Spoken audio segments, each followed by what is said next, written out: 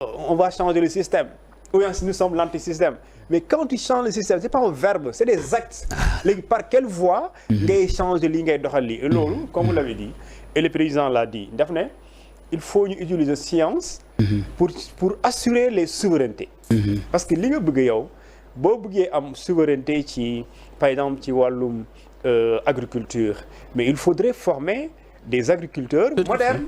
et ces agriculteurs modernes mënoo leen former te ànduñu ak technologie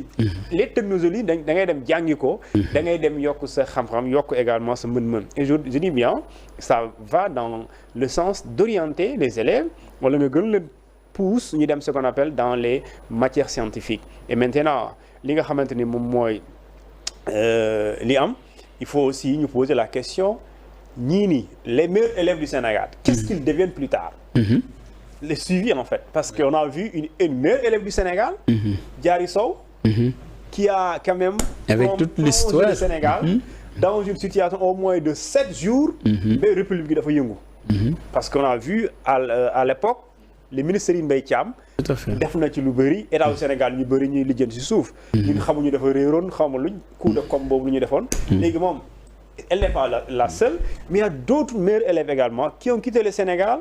mais qui sont à l'étranger mais ñun xamuñu qu'est-ce qu'ils sont devenus voilà le retour d'investissement voilà et ñooñu bu dee da nga jàpp ne kii mooy sa meilleur élève état fayal ko yóbbu ko bitim réew mu jàng ba pare au lieu mu law dellu ci réew mi dafay toog ci réew boobu noonu parce que loolu aussi c'est une question pourquoi il reste pour certains parce que ils n'ont pas la garantie que bu ñu ñibbisee réew ma lu ñuy am comme ambition lu ñu bëgg a def et du point de vue social économie financière et également est-ce que ñoom dinañ am satisfaction sur loolu et loolu quand le premier ministre dit que dina promouvoir ñu retourner il faut qu'on ñu xalaat ci li nga xamante ni quelle manière la ñuy fexe ba ñu retourner ci réewum Sénégal bu mën a liggéey pour jëriñ seen réew parce que booy xool politiquement ni nga xamante ni dañuy nekk bitim réew ñi bëri en tout cas dañuy am yéene investir mais dañuy am jafe-jafe pour investir et loolu du man maa leen di bloquer du yow mais ñi nga xamante ñoo nekk des acteurs de l'État des fois ñoom ñooy bloquer ces genres de projets donc maintenant s'ils ont la volonté ils pourront le faire et reste à voir est-ce que il y a la sincérité politique d'accord am na solo sur cette même question ak fii Thioune terminé itam mooy Sénégal c'est vrai que danañ def concours général parmi ces élèves là dañuy gis ne même après ñu bëri sax dañ leen may bourse bu ñu nekkee classe de terminale ñu dem bitim réew mais après da nga siy gis ñu ne la mu nga diw sàngam ak mënoon a jàng mais mu ngay liggéey bitim réew donc état mi ngi investir si ñoom mais en retour amul dara lu leen link bu fekkul dañu def concours ENAM ak yooyu loo xam ne par force dañu war a servir seen administration est-ce que loolu aussi ça c'est quelque chose aussi qui pose un grand problème dans ce pays. Oui effectivement parce que quand même on peut pas investir sur un produit après bàyyi produit bi ñeneen jëriñoo ko du am retour sur investissement duñ fay ce qu'on appelle la dette citoyenne parce que quand même c'est les efforts des Sénégalais qui ont concouru à ñu am cette carrière là qu'ils ont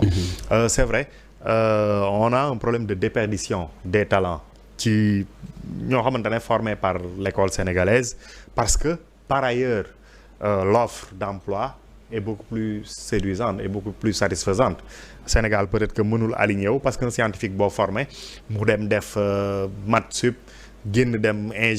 ingénieura def ay recherche ci wàllu informatique mais li gën a yomb mooy mu dal ci ay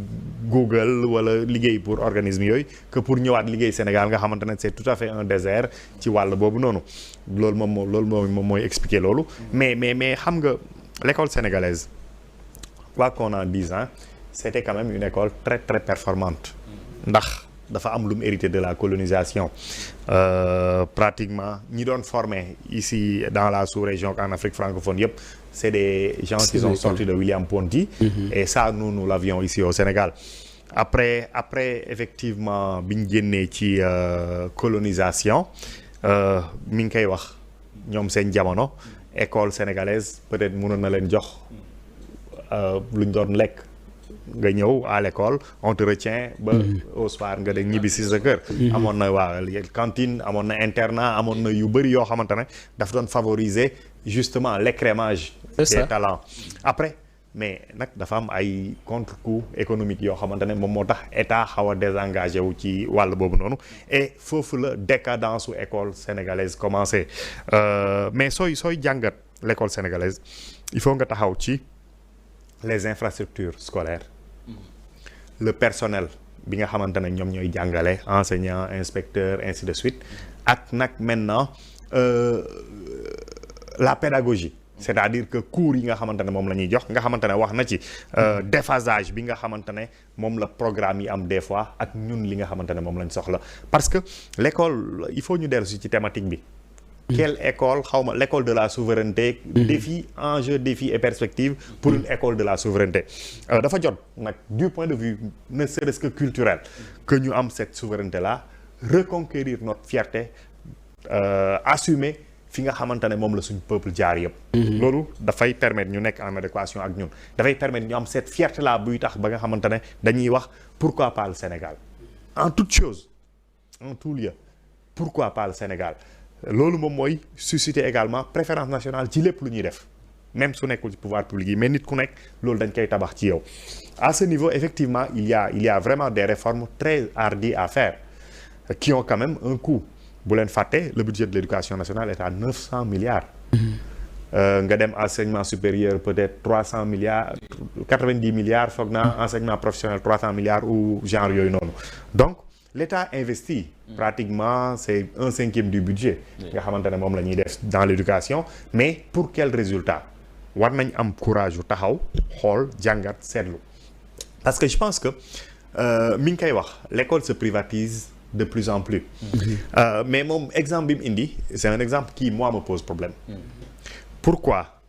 ngay xëy am sa bagage didactique yi nga soxla yépp dem classe jël cours nga soxlawaat un répétiteur c'est un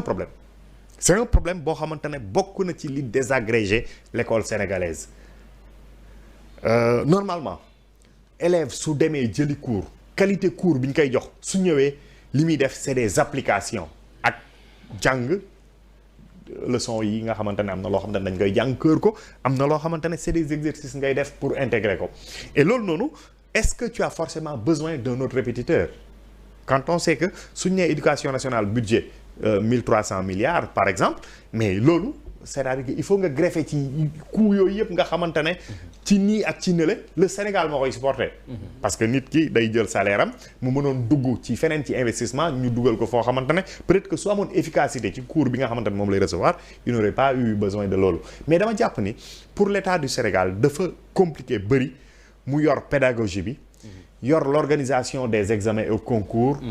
yor tabax infrastructure yi ba pare yor professeurs yeeg jàngalekat yeeg yooyu noonu dafa metti pour nos états très très pauvres pour man maintenant on doit aller justement vers la privatisation de l'enseignement état am na patrimoine mënu ci dellu ginnaaw on a du sol on a des écoles un peu partout au Sénégal am na sax coow buy am école bu amul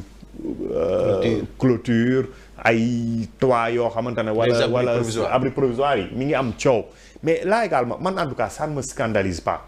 parce que c'est des options yoo xamante ne état daf koy def da ngay jël un village ou un hameau de quelques pâtés de maison nga ne man dama leen defal une école quelle que soit une école bi mel mais au moins yaa ngi permettre xale yooyu ñu am initiation en attendant que les moyens suivent donc da ngay def loolu wala nga ne xaaral ma am mën a tabax une école de ndàngami classe peut-être que loolu doo ko mën su boobaa élève boobu noonu bon damay tooñ pël yi day topp nag yi di dem di kaf ak ñoom ak yooyu noonu après ba dugg ci càmm gi du jàng mukk mais pour man donc il y a une réflexion à mener parce que li yàq école sénégalaise mais kenn mënu ci dindi enseignants yi la lutte sociale elle est légitime elle est perpétuelle elle est constante toujours da ngay demander un mieux-être loolu c'est normal c'est légitime mais par contre am na posture bu enseignant sénégalais jël c'est sacrifier des générations yoo xamante ne yow da nga am devoiru delloo leen yow li ñu def ci yow mais toujours ci ñi ngi xeex ci autour de conditions matérielles yoo xamante ne les conditions didactiques wax naa la ko tous les élèves ku am sa doom bëgg mu performant da nga koy wutal répétiteur donc ñoom est-ce que duñ def focus ci qualité enseignement yi nga xamante ne moom la ñuy jox xale yi d'abord te xam ni Sénégal mais amul moyen wu peut-être contenter surtout ñi nga xamante ne ils sont dans la fonction publique parce que dafa am lenn loo xamante ne wax nañ ko fii démb xaw nañ ko brosser vocation la c'est de la passion d'abord avant d'être un métier après loo ci am c'est-à-dire que yow sa plaisir mi ngi nekk ci rendre ce qu'on t'avait donné.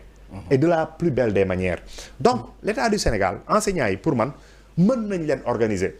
aujourd'hui qu'on parle d'entrepreneuriat qu'on parle d'industrialisation parce que d'industrialisation c'est la création de valeur valeur la rek mais école mën nañ ko def noonu mën nañ créer chaîne de valeur ci enseignement bi ni ñu koy defee fexe ba organiser les enseignants en coopérative utal leen ay agrément état bi nag di assurer le contrôle su boobaa dina yomb am na ay académie inspecteur d'académie mu recruter ci en masse pour que ñuy assurer le contrôle bu strict ci wàll yëpp ci cours yi ci écosystème bi ci yëpp ba nga xamante ne mais loolu noonu benn aspect la l'autre aspect yéen a ngi wax ci concours général c'est vrai que ñi génn ci école d'élite yi c'est des privilégiés mais bu leen fàtte ni concours moo leen fa dugal